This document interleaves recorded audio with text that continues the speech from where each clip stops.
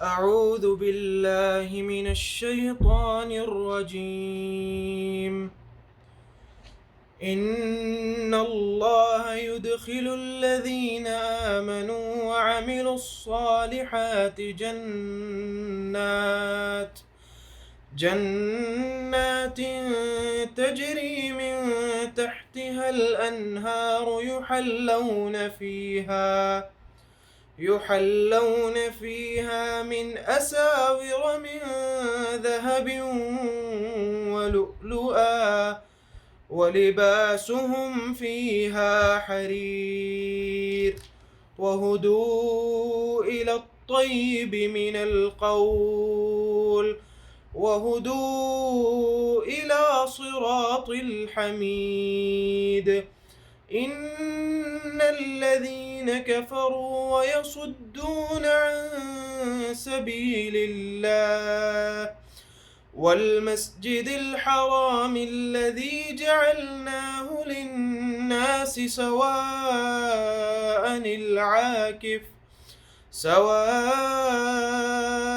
العاكف فيه والباد ومن يرد فيه بإلحاد بظلم نذقه من عذاب أليم.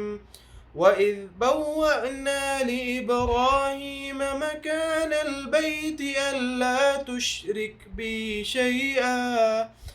وطهر بيتي للطائفين والقائمين والركع السجود. السلام علیکم ورحمۃ اللہ وبرکاتہ۔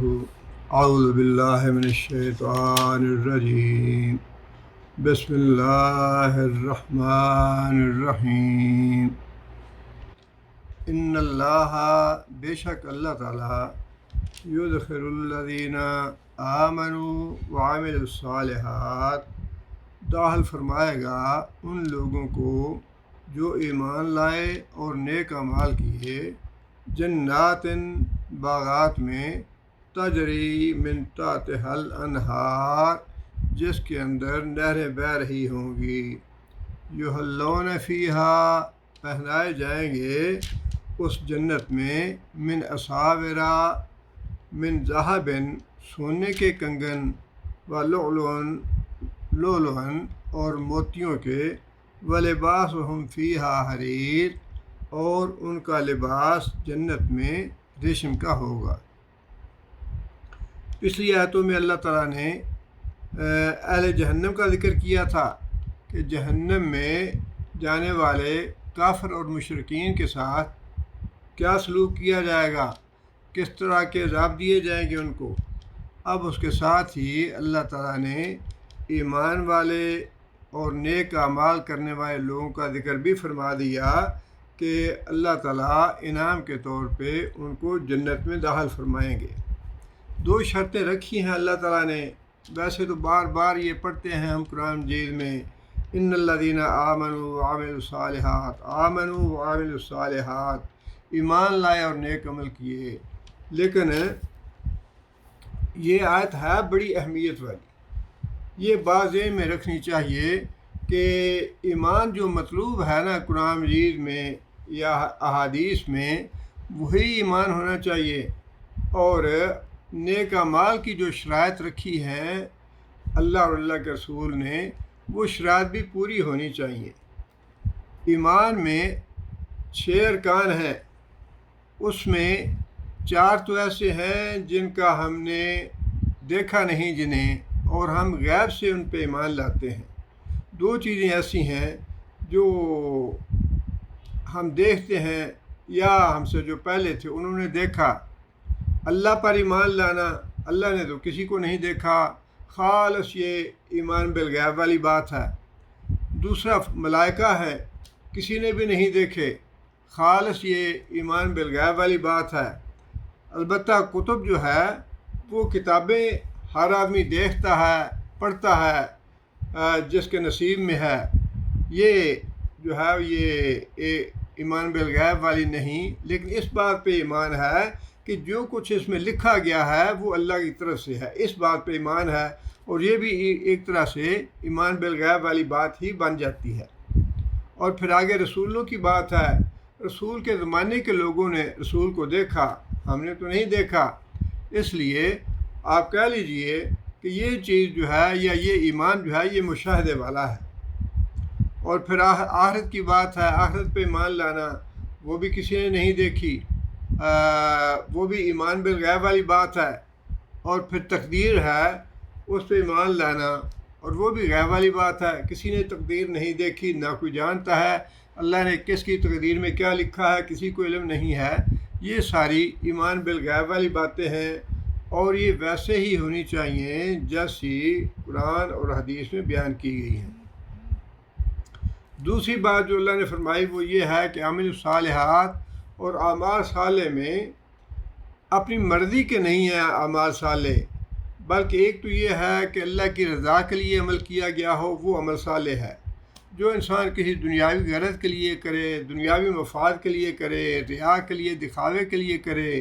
یا جس کے عوض انسان نے کوئی معاوضہ لینا ہو، یا کوئی طمع ہو، کوئی لالچ ہو، تو وہ چیزیں جو ہے نا وہ اعمال صالح سے خارج ہو جاتی ہیں۔ اور دوسری بات یہ ہے اعمال صالح میں بڑی اہم بات کہ وہ عمل نبی صلی اللہ علیہ وسلم کی سنت کے مطابق ہو۔ جو عمل نبی صلی اللہ علیہ وسلم کی سنت کے مطابق نہیں ہے اور انسان یہ سمجھے کہ اس سے مجھے اجر اور ثواب ہوگا، تو وہ پھر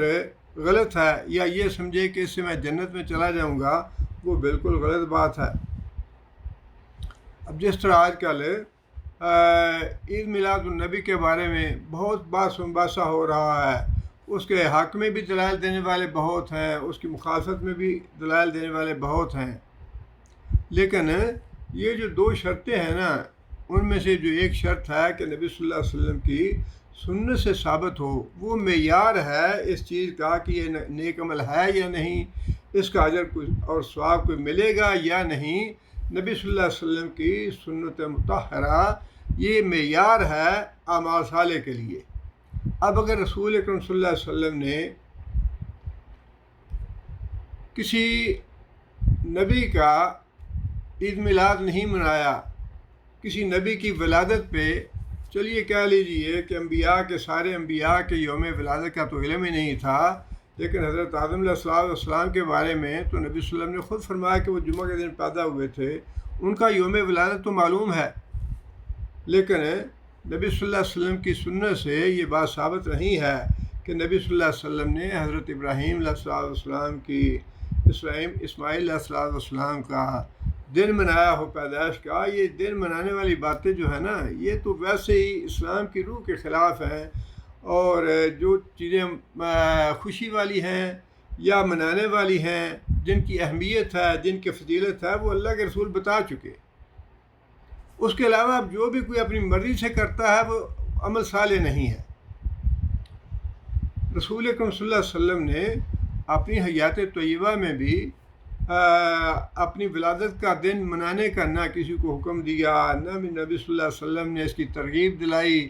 بلکہ جو بات ثابت ہے نبی صلی اللہ علیہ وسلم سے، اب اس طرف تو کوئی آتا نہیں ہے۔ نبی صلی اللہ علیہ وسلم سے جو بات ثابت ہے وہ یہ ہے کہ میری پیدائش کا دن سوموار ہے۔ اس کی جو تاریخ ہے نا پیدائش کی، اس میں بھی اختلاف ہے علماء کا، اس کو چھوڑ دیجئے، لیکن جو چیز متفق علیہ ہے وہ تو یہ ہے کہ نبی صلی اللہ علیہ وسلم کی پیدائش مبارک کا دن جو ہے وہ سوموار ہے، اور نبی صلی اللہ علیہ وسلم خود بھی اس دن کا روزہ رکھتے تھے، اور نبی صلی اللہ علیہ وسلم نے فرمایا کہ یہ میری پیدائش کا دن ہے اس لیے میں روزہ رکھتا ہوں۔ اور دوسری وجہ یہ بتائی نبی صلی اللہ علیہ وسلم نے کہ اس دن اعمال جو ہیں جنت کے دروازے کھولے جاتے ہیں اور ہمارے اعمال پیش کیے جاتے ہیں اللہ کے حضور، اور میں یہ پسند کرتا ہوں کہ جس روز میرے اعمال پیش کیے جائیں اللہ کے حضور، اس دن میں روزے سے ہوں۔ یہ دونوں باتیں نبی صلی اللہ علیہ وسلم نے فرمائی۔ اب جس کو فی الواقعی خوشی ہے اور نبی صلی اللہ علیہ وسلم سے محبت ہے، عقیدت ہے، ادب ہے، احترام ہے،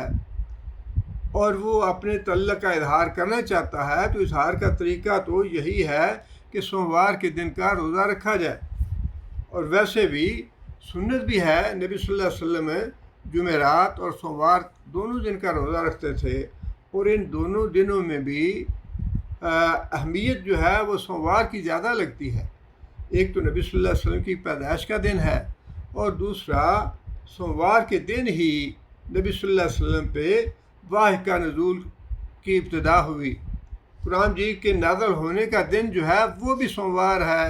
نبی صلی اللہ علیہ وسلم کی پیدائش کا دن بھی سوموار ہے، اور پھر نبی صلی اللہ علیہ وسلم کی سنت مبارکہ بھی ہے سوموار کے دن کا روزہ رکھنا۔ اس لیے جو آدمی فی الواقعی نبی صلی اللہ علیہ وسلم کی ولادت کی خوشی کرنا چاہتا ہے، اس کو وہ طریقہ اختیار کرنا چاہیے جو سنت کا ہے۔ انشاءاللہ اگر کوئی سوموار کا روزہ رکھے گا اس نیت سے کہ نبی صلی اللہ علیہ وسلم پیدا ہوئے اس دن، اور مجھے خوشی ہوئی ہے اس بات کی، اور پھر قرآن نازل ہوا اسی دن ابتدا ہوئی، مجھے خوشی ہے اس بات کی، تو اس خوشی پہ وہ روزہ رکھتا ہے سوموار کا، تو انشاءاللہ وہ اللہ کے ہاں بہت ہی اجر و ثواب کا مستحق ہے۔ لیکن جو طریقہ کار ہمارے ہاں لوگوں نے اپنا لیا، یہ تو ثابت نہیں، نہ نبی صلی اللہ علیہ وسلم سے ثابت ہے، نہ صحابہ کرام سے ثابت ہے، نہ تابعین سے تبع تابعین سے ثابت ہے۔ بہت بعد کے زمانے میں یہ بدعت شروع ہوئی اور لوگوں نے اس کو اپنا لیا، اور اب اس کی جو اتنی عام ہو گئی ہے یہ بدعت ہے کہ اس بدعت کو بدعت کہنے والے جو ہیں وہ مجرم ہیں، وہ گناہ گار ہیں۔ وہ سمجھتے ہیں کہ ان کو نبی صلی اللہ علیہ وسلم کی پیدائش کی خوشی نہیں ہے، یہ گستاخ رسول ہیں، اور جو ان واہیات کاموں میں پڑتے ہیں، گانے بجاتے ہیں، ڈانس کرتے ہیں اور طرح کی خرافات کرتے ہیں، ان کے بارے میں لوگ سمجھتے ہیں کہ ان کو بڑی خوشی ہے نبی صلی اللہ علیہ وسلم کی، اور بڑی محبت ہے انہیں نبی صلی اللہ علیہ وسلم سے۔ اب یہ چیزیں جو ہے نا، یہ تو قرآن اور حدیث کے تو بالکل خلاف ہیں۔ عامل الصالحات میں یہ شامل نہیں ہیں۔ صالح اعمال تو وہی ہیں جو نبی صلی اللہ علیہ وسلم کی حیات طیبہ سے اور سنت مطہرہ سے ثابت ہے۔ اب یہ جو بار بار اللہ نے فرمایا نا، یہ پتہ نہیں کتنی کثرت کے ساتھ یہ بات ارشاد فرمائی کہ جنت میں وہ لوگ جائیں گے جن کے ایمان ٹھیک ہے اور جن کے اعمال بھی صالح ہیں، اعمال نیک ہیں۔ یہ دو شرطیں ہیں جنت میں جانے کے لیے۔ اس لیے سب سے پہلے توجہ انسان کو اس پہ ہی دینی چاہیے۔ اب آگے اللہ تعالیٰ نے 4 چیزوں کا ذکر فرمایا یہاں پہ۔ ویسے تو مختلف جگہ پہ جنت کی جو نعمتیں ہیں ان کا ذکر ہے مختلف انداز میں، اور مختلف نعمتوں کا مختلف جگہ پہ تذکرہ فرمایا ہے کہ فلاں فلاں نعمت ہوگی، فلاں نعمت ہوگی، فلاں نعمت ہوگی۔ یہاں پہ اللہ تعالیٰ نے ایک تو ان کے زیور کا ذکر فرمایا ہے، جو ایمان والے ہوں گے، جو اہل جنت ہوں گے، ان کے زیور کا اور ان کے لباس کا، ان 2 چیزوں کا اللہ نے ذکر فرمایا ہے یہاں پہ۔ یہاں پہ تو یہ فرمایا کہ اصابر من ذہب، کہ ان کو سونے کے کنگن پہنائے جائیں گے۔ اب سونا اور چاندی دونوں منع ہیں پہننے کے لیے اس دنیا میں، اہل ایمان کے لیے اس کا زیور وغیرہ پہننا، تو وہاں ان کے لیے یہ دونوں چیزیں جائز ہوں گی۔ سونے کے بھی زیور پہنائے جائیں گے اور چاندی کے زیور بھی پہنائے جائیں گے۔ یہ جو اختلاف ہے، بعضوں کو سونے کا زیور، بعضوں کو چاندی کا زیور، یہ انسان کے اعمال کے مطابق ہوگا۔ نبی صلی اللہ علیہ وسلم فرمایا کہ 2 طرح کے جنتیں ہیں وہاں پہ۔ اب یہ ساری باتیں جو ہے نا، یہ ہیں تو ایمان بالغیب والی، اور جو کچھ اللہ کے رسول نے خود دیکھا اپنی نظروں سے، اپنی آنکھوں سے، وہ سارا امت کو بتا دیا۔ امت کے لیے اب یہی ہے کہ وہ ایمان بالغیب لے آئے۔ نبی صلی اللہ علیہ وسلم نے فرمایا کہ 2 طرح کے باغ ہوں گے، ایک سونے کے ہوں گے، ایک چاندی کے ہوں گے، اور سونے کے جو باغ ہیں ان میں ہر چیز سونے کی ہوگی۔ اب وہ سونا جو ہے اس کا ہمارے ذہن میں تصور تو یہی ہے جو سونا یہاں پہ ہے، لیکن اللہ کے رسول نے یہ بات ارشاد فرمائی کہ اللہ نے یہ بات ارشاد فرمائی فَلَا تَعْلَمُ نَفْسٌ مَّا أُخْفِيَ لَهُم مِّن قُرَّةِ أَعْيُنٍ، جو کچھ اللہ نے جنت میں رکھا ہے اہل جنت کے لیے، وہ کوئی نہیں جانتا۔ کوئی نبی صلی اللہ علیہ وسلم نے فرمایا کہ نہ کسی آنکھ نے وہ چیز دیکھی اور نہ کسی کے تصور میں وہ بات آ سکتی ہے، نہ کسی کے کان نے وہ بات سنی جو کچھ جنت میں ہے۔ اس کا انسان تصور بھی نہیں کر سکتا۔ سونے کا لفظ یا سونے کا نام جو ہے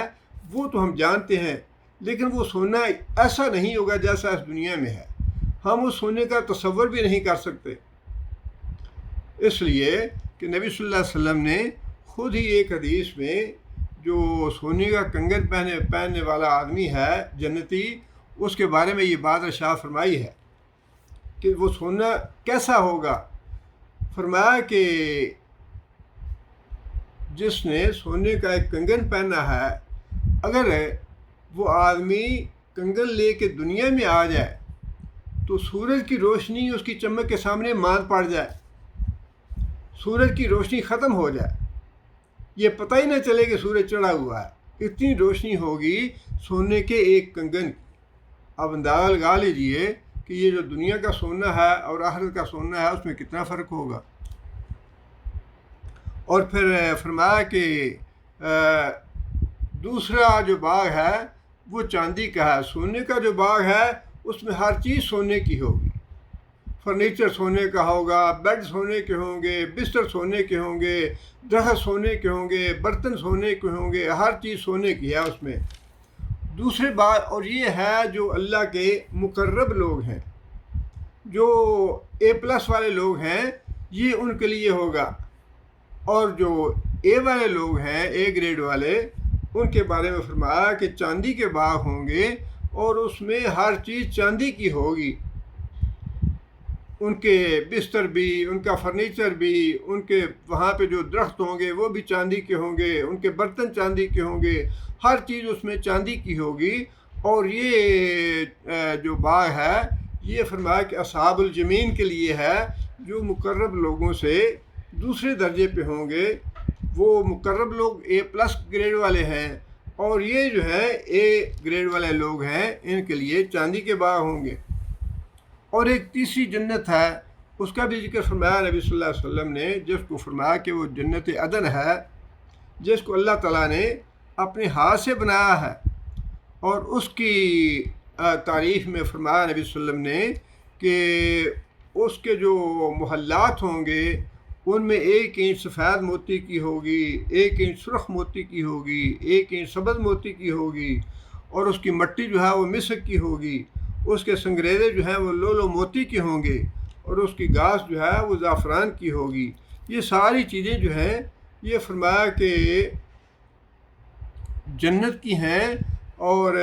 جنت میں زیورات پہنائے جائیں گے، چاندی کے زیور جو ہیں یا کنگن، ان کا بھی ذکر اللہ تعالیٰ نے کیا ہے سورہ انسان میں۔ اللہ تعالیٰ نے یہ بات ارشاد فرمائی ہے کہ وَحُلُّوا أَسَاوِرَ مِنْ فِضَّةٍ، کہ چاندی کے کنگن، یہ جو چاندی والے باغ ہیں ان میں چاندی کا زیورات پہنائے جائیں گے۔ وَسَقَاهُمْ رَبُّهُمْ شَرَابًا طَهُورًا، اور اللہ تعالیٰ پاکیزہ شراب پلائیں گے ان کو جنت میں۔ اس کے بعد فرمایا کہ بلولون، موتی بھی ہیں، وہ یا تو موتیوں کے زیورات الگ ہوں گے، یا پھر وہ جو سونے کے کنگن ہیں، چاندی کے کنگن ہیں، انہی میں موتیوں کا جڑاؤ ہوگا۔ آگے فرمایا کہ وَلِبَاسُهُمْ فِيهَا حَرِيرٌ، اور ان کا لباس حریر ریشم ہوگا۔ ریشم دنیا میں مردوں کے لیے حرام ہے، لیکن جنت میں وہی چیز جس سے اہل ایمان رک گئے اور اس کو استعمال نہ کیا اللہ کے رسول کا حکم سمجھ کے، وہی نعمت اللہ تعالیٰ وہاں ان کو مہیا فرمائیں گے۔ اور وہ ریشم جو ہے وہ اس طرح کی نہیں ہوگی جس طرح کی ریشم یہاں دنیا کی ہے، ویسا ہی فرق ہوگا جیسا سونے کا فرق ہے۔ فرمایا کہ یلبسون من سندس و استبرق، سندس اور استبرق یہ 2 نام ریشمی کپڑے کے ہیں، اس میں ایک کپڑا جو ہے وہ باریک ریشم ہے اور ایک موٹا ریشم ہے۔ ان دونوں کا ذکر فرمایا کہ ان کے فرش یا بستر بھی ان کو مہیا کیے جائیں گے اور ان کے لباس بھی ان کو مہیا کیے جائیں گے۔ اب یہ 2 چیزیں اللہ تعالیٰ نے فرمائی اہل جنت کے لیے کہ ان کا زیور کیسا ہوگا اور ان کا لباس کیسا ہوگا۔ آگے پھر 2 اور نعمتیں ہیں جنت کی جن کا اللہ تعالیٰ نے ذکر فرمایا ہے۔ وہ یہ ہے، پہلی یہ ہے وَهُدُوا إِلَى الطَّيِّبِ مِنَ الْقَوْلِ، اور ان کی رہنمائی کی جائے گی ایسے مقام کی طرف، یعنی جنت کی طرف.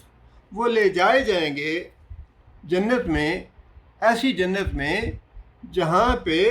پاکیزہ کلام ہوگا، پاکیزہ گفتگو ہوگی، کوئی بیہودہ فضول اور تکلیف دہ بات نہیں ہوگی، سلامتی کی بات ہوگی، خیر کی بات ہوگی. انسان کی جو زبان ہے اس کے بارے میں، اس کے تو فتنے بہت ہیں زبان کے، اور دنیا میں سب سے زیادہ جو انسان فضول گفتگو کرتا ہے، لغو گفتگو کرتا ہے، گالی گلوچ کرتا ہے، جھوٹ بولتا ہے، غیبت بولتا ہے، یہ ساری چیزیں اسلام میں تو بڑی سخت یہ قابل مذمت ہیں، اور ویسے بھی تکلیف دہ ہیں بڑی. اس کی ایک صورت تو یہ ہے نا کہ انسان خدا نخواستہ خود اس مرض میں مبتلا ہو، بد کلامی میں، کسی کے ساتھ جھوٹ بولے، یا کسی کے ساتھ کسی کی غیبت کرے، کسی کے ساتھ گالم گلوچ کرے، یہ تو بہت بڑا عیب ہو گیا. یہ تو ممکن ہی نہیں ہے. وہاں تو اللہ تعالیٰ پاک اور صاف کر کے لے کے جائیں گے لوگوں کو. ایک اس کی صورت یہ ہے کہ کوئی دوسرا آپ سے بد کلامی کرے، بدتمیزی کرے، گستاخی کرے، یہ صورت بھی وہاں نہیں ہوگی. اور ایک تیسری صورت یہ ہے کہ نہ آپ خود بد کلامی کریں، نہ کوئی دوسرا آپ سے بد کلامی کرے، بلکہ کوئی اور لوگ آپ کے سامنے لڑائی جھگڑا کریں، ایک دوسرے کو برا بھلا کہیں، ایک دوسرے کو لعن طعن کریں، ایک دوسرے کے ساتھ گالم گلوچ کریں. یہ جو تیسری صورت ہے یہ بھی وہاں نہیں ہوگی. فرمایا کہ لغو بات، جھوٹی بات، غلط بات، تکلیف دہ بات، گستاخی کی بات، بے ادبی کی بات، لا یسمعون فیہا لغوا ولا تأثیما، نہ ہی کوئی گناہ والی بات ہوگی وہاں پہ، اور نہ ہی کوئی لغو بات ہوگی، بدتمیزی والی بات ہوگی، بلکہ قیلاً سلاما سلاما. وہاں تو جو بھی بات کوئی کرے گا سلامتی کی بات کرے گا. جب جنت میں داخلہ ہوگا تو وہاں فرشتے کھڑے ہوں گے، وہ سلام کہیں گے، سلامتی ہو تمہارے اوپر. اور پھر جنتی جب جنت میں داخل ہوں گے اس وقت بھی ان کی زبان پہ الحمدللہ الذی صدقنا وعدہ، اللہ کا شکر ہے، اللہ کی حمد ہے جس نے اپنا وعدہ سچ کر دیا اور ہمیں جنت میں داخل کر دیا. الحمدللہ الذی اذهب عنا الحزن ان ربنا لغفور شکور. اللہ کا شکر ہے، اللہ کی حمد ہے، اللہ کی ثنا ہے جس نے ہمیں جہنم کی تکلیف سے، جہنم کے عذاب سے بچا لیا. بات بات پہ اللہ کی حمد ہوگی، اللہ کی ثنا ہوگی. بلکہ نبی صلی اللہ علیہ وسلم نے حدیث میں یہ فرمایا ہے کہ جنت میں جنتی لوگ جو ہیں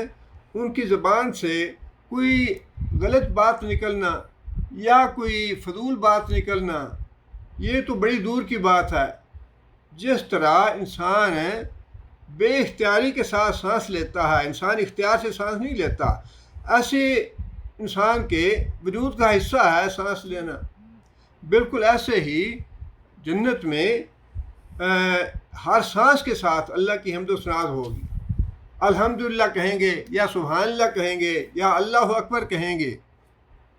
سورہ یونس میں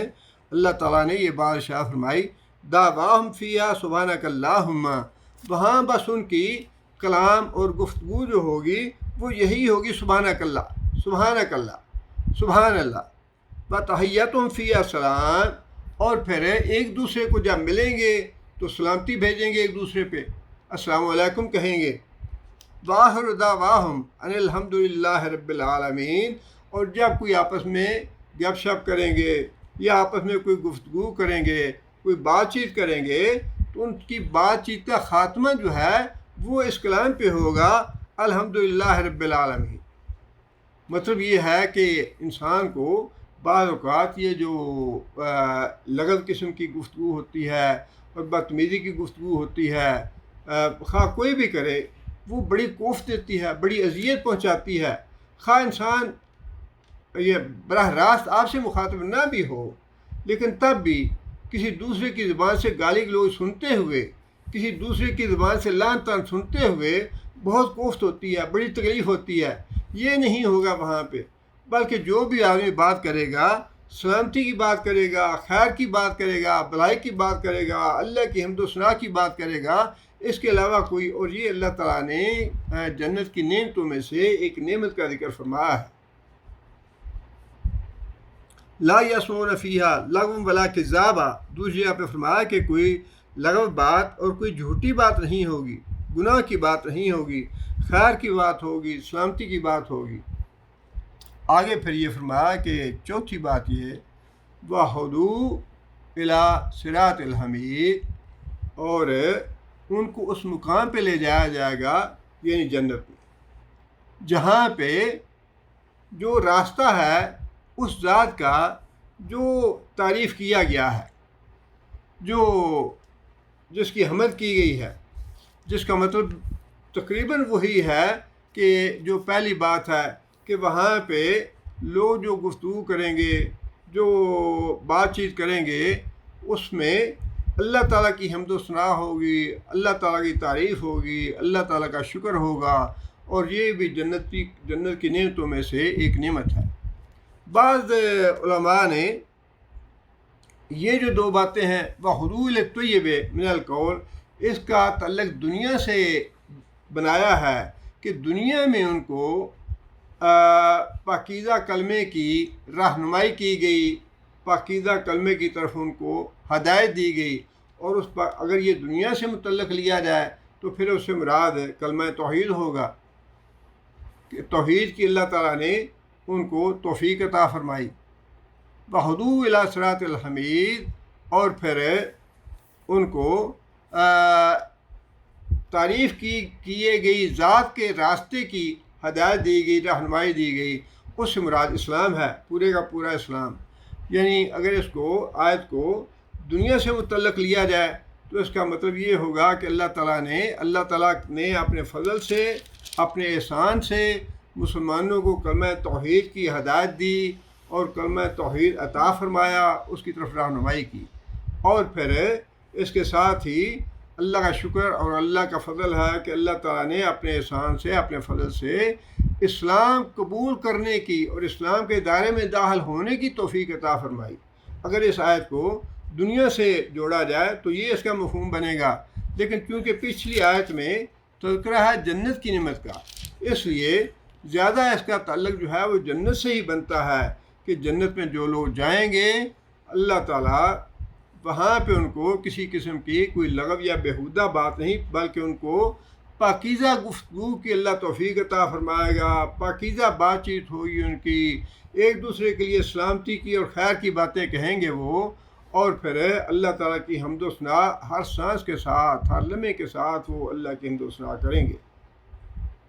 ویسے تو جو اللہ تعالیٰ نے جنت کی نعمتیں بتائی ہیں وہ بالضبط تو جنت میں ہی ملیں گی، وہ جنت میں ہی ممکن ہے، لیکن یہ جو نعمتیں ہیں ان کے بارے میں علماء نے یہ بھی لکھا ہے کہ اللہ یہ چاہتے ہیں کہ جس طرح تمہیں جنت میں اللہ تعالیٰ پاک اور صاف تمہاری کلام کو، تمہاری گفتگو کو پاک صاف کر دے گا، اسی طرح اللہ یہ چاہتا ہے کہ دنیا میں بھی تمہاری کلام پاک اور صاف ہو، دنیا میں بھی کوئی لغو بات تمہاری زبان سے نہ نکلے، دنیا میں بھی کوئی گناہ کی بات تمہاری زبان سے نہ نکلے، دنیا میں بھی کوئی جھوٹی بات تمہاری زبان سے نہ نکلے، دنیا میں بھی تم کسی کی غیبت نہ کرنے والے ہو، دنیا میں بھی تم کسی کے ساتھ گالم گلوچ نہ کرو۔ یہ جو دنیا کی اللہ تعالیٰ نے نعمتیں گنوائی ہیں جنت کی، وہ اصل میں جنت کے لیے تیاری ہے نا، کہ جنت میں یہ نعمتیں تمہیں دی جائیں گی، جنت میں تمہیں اس طرح سے پاک صاف کر کے رکھا جائے گا، جنت میں تم سے کوئی گناہ سرزد نہیں ہوگا، تو اس کی ریہرسل تو اللہ تعالیٰ نے اس دنیا میں حکم دیا ہے نا کہ ریہرسل کرو اس کی دنیا میں، تب جنت میں جاؤ گے۔ یہاں پاک صاف بناؤ اپنے آپ کو، یہاں بھی تمہاری گفتگو جو ہے وہ اللہ تعالیٰ کی حمد و ثنا والی ہونی چاہیے، اللہ کی تعریف والی ہونی چاہیے، اللہ کے شکر والی ہونی چاہیے، اس دنیا میں بھی زندگی۔ وہ ہمارے گاؤں میں ایک صاحب تھے، کافی عمر کے تھے، 60-70 سال کی عمر کے. ان کا نام لوگوں نے میاں سبحان اللہ ڈالا ہوا تھا، نام ان کا سبحان اللہ نہیں تھا، لیکن نام ان کا کچھ اور تھا. اس لیے ان کو لوگ سبحان اللہ کہتے تھے کہ ان کی گفتگو ہر کلمے میں سبحان اللہ ہوتا تھا. سبحان اللہ جی میں نے کھانا کھا لیا ہے، سبحان اللہ جی میں نماز پڑھنے جا رہا ہوں، سبحان اللہ میں فلاں کام جا رہا ہوں، سبحان اللہ میرے ساتھ وہ کام ہو گیا ہے، سبحان اللہ آج میں فلاں آدمی سے ملا تھا. یہ چیز جو ہے نا یہ مطلوب ہے. یہ جو چھوٹے چھوٹے کلمے ہیں جن کی اللہ تعالیٰ نے توجہ دلائی ہمیں کہ جنت میں یہ ہم تمہیں ایسا بنا دیں گے، پاکیزہ صاف ستھرا، تمہاری کلام میں کوئی لغو بات نہیں ہوگی، تمہاری کلام میں کوئی جھوٹی بات یا کوئی گناہ والی بات نہیں ہوگی. تو یہ چیز جو ہے یہ دنیا میں بھی مطلوب ہے کہ اس کی ریہرسل کرو اس دنیا میں، تاکہ تمہیں مکمل طور پہ پاک صاف کیا جائے، وہاں پاک صاف ہو جاؤ جا کے جنت میں. جو چیزیں اللہ تعالیٰ نے وہاں ہمیں دینی ہیں اس کی یہاں پہ ہمیں تیاری کرنی چاہیے، اپنی زبان سے اور اپنی عادات و اطوار میں. یہ چھوٹے چھوٹے کلمے جو ہیں انشاءاللہ، ماشاءاللہ اور سبحان اللہ، الحمدللہ، یہ اپنی گفتگو کا حصہ بنانا چاہیے، اس دنیا میں بنا لینا چاہیے. جنت میں جانے کے بعد تو پھر انسان کو بے اختیاری طور پہ یہ کلمے زبان سے نکلیں گے نا، جیسا سانس آتا ہے اس طرح اپنے اختیار سے نہیں بلکہ اللہ کے حکم سے، اللہ کے امر سے ہر سانس ہر لمحے زبان سے یہ نکلے گا. لیکن اس دنیا میں بھی اگر انسان اپنی آپ کو، اپنی گفتگو کو پاکیزہ بنا لے، اپنی گفتگو میں اللہ تعالیٰ کی حمد و ثنا کرتا رہے، تو یہ اس کا مطلب یہ ہے کہ جنت کی نعمتوں میں سے ایک نعمت اس کو دنیا میں حاصل ہو جائے گی. اللہ تعالیٰ سے دعا ہے کہ اللہ تعالیٰ ہمیں ان اعمال پہ، ان باتوں پہ عمل کرنے کی توفیق عطا فرمائے. اللہم ربنا ظلمنا انفسنا ان لم تغفر لنا وترحمنا لنکونن من الخاسرین. ربنا آتنا فی الدنیا حسنۃ وفی الآخرۃ حسنۃ وقنا عذاب النار. ربنا هب لنا من ازواجنا وذرياتنا قرة اعین واجعلنا للمتقین اماما. ربنا اصرف عنا عذاب جہنم ان عذابها كان غراما انها ساءت مستقرا ومقاما. اللهم أيد الإسلام والمسلمين، اللهم أعز الإسلام والمسلمين، اللهم أذل الشرك والمشركين، اللهم دمر أعداء الدين، اللهم نبر قلوبنا بنور الإيمان، اللهم ثبتنا على الإسلام، اللهم اغفر لجميع المؤمنين والمؤمنات الأحياء منهم والأموات. ربنا تقبل منا إنك أنت السميع العليم وتب علينا إنك أنت التواب الرحيم. سبحان ربك رب العزة عما يصفون وسلام على المرسلين والحمد لله رب العالمين.